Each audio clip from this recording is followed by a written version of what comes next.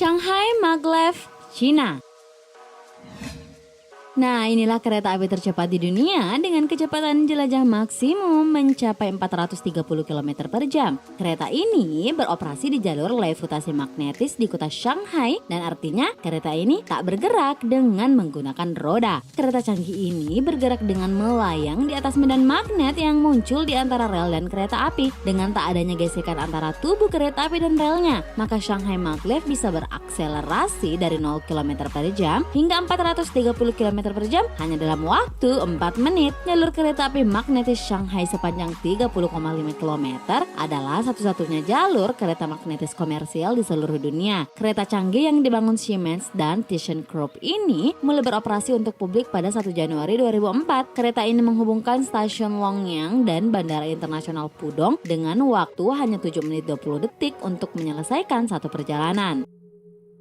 Baik, setelah kalian melihat video tentang kereta api tercepat di dunia itu, mari kita bahas GLB, gerak lurus beraturan. Apa sebenarnya GLB itu? GLB adalah gerakan suatu benda yang lintasannya lurus dan kecepatannya tetap. Misalnya, ketika kita naik motor pada jalan yang lurus dan kecepatan kita pertahankan pada kecepatan tertentu, misalnya 60 km per jam, maka saat itulah kita sedang bergerak lurus beraturan. Kenapa? Karena jalan raya yang kita lalui berupa jalan yang lurus dan kecepatan kita pertahankan 60 km per jam, tidak ditambah ataupun tidak diturunkan. Contoh lain adalah orang yang sedang baris berbaris. Kita tahu orang yang baris berbaris itu kecepatannya stabil, maka orang yang baris berbaris itu sedang bergerak lurus beraturan. Kereta api di tengah perjalanan. Ingat, di sini kereta api di tengah perjalanan, bukan awal perjalanan. Kenapa? Karena kalau awal perjalanan, kereta api itu dari stasiun ketika mau berangkat, itu kecepatannya bertambah. Nah, ataupun ketika mau sampai di stasiun, kereta api itu kecepatannya menurun karena direm. Nah, jadi kecepatannya yang berubah tadi, awal bergerak atau akhir bergeraknya kereta api itu bukan GLB. Yang GLB itu adalah ketika kereta api bergerak di tengah perjalanan. Anak-anak juga harus paham tentang grafik gerak lurus beraturan. Di sini saya contohkan sebuah benda yang bergerak dengan kecepatan 5 meter per sekon. Ini ada tabel. Kita baca pada detik ke-1 kecepatannya 5 meter per sekon. Detik kedua 5 meter per sekon, detik ketiga, keempat, kelima dan seterusnya itu kecepatannya tetap, yaitu 5 meter per sekon. Nah, ini adalah contoh dari grafik benda yang bergerak lurus beraturan. Maka grafiknya seperti ini. Nah, garis yang horizontal ini adalah garis untuk menyatakan waktu. Sementara yang vertikal ke atas ini, grafik ini menyatakan kecepatan.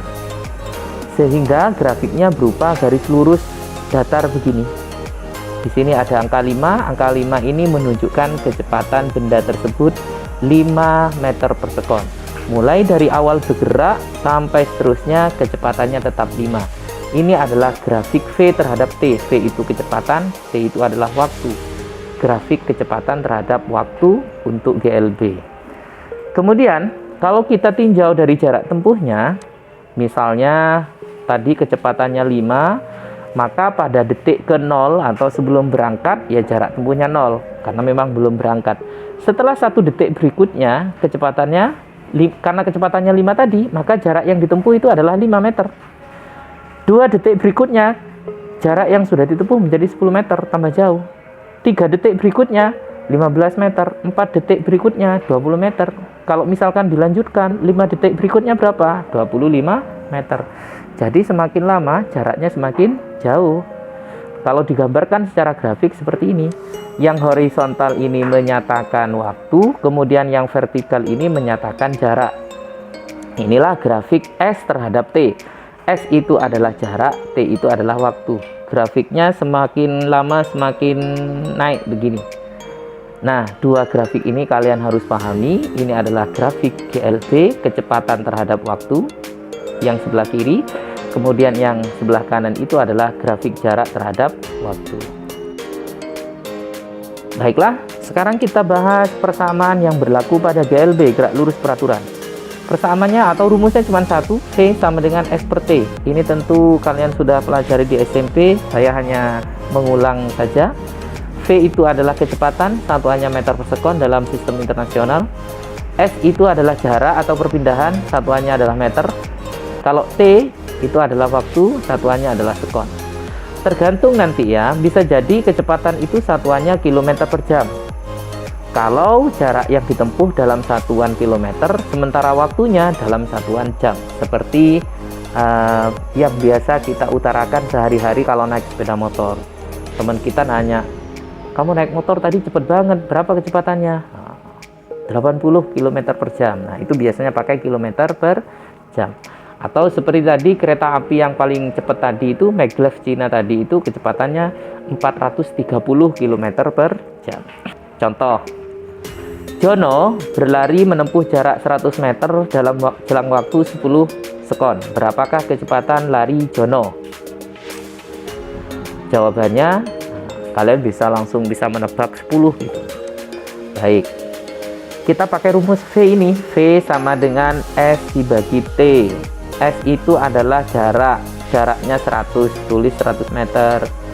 T itu adalah waktu tempuh, waktu tempuhnya adalah 10 S, 10 sekon. Maka dibagi 100 dibagi 10 sama dengan 10. Kemudian satuannya mengikuti ini meter per sekon. Kalau di sini kilometer, di sini jam, maka satuannya adalah kilometer per jam. Sekian dari saya. Kalau kalian belum paham tentang materi ini, diulangi lagi dari depan sehingga kalian bisa memahaminya. Terima kasih. Assalamualaikum warahmatullahi wabarakatuh.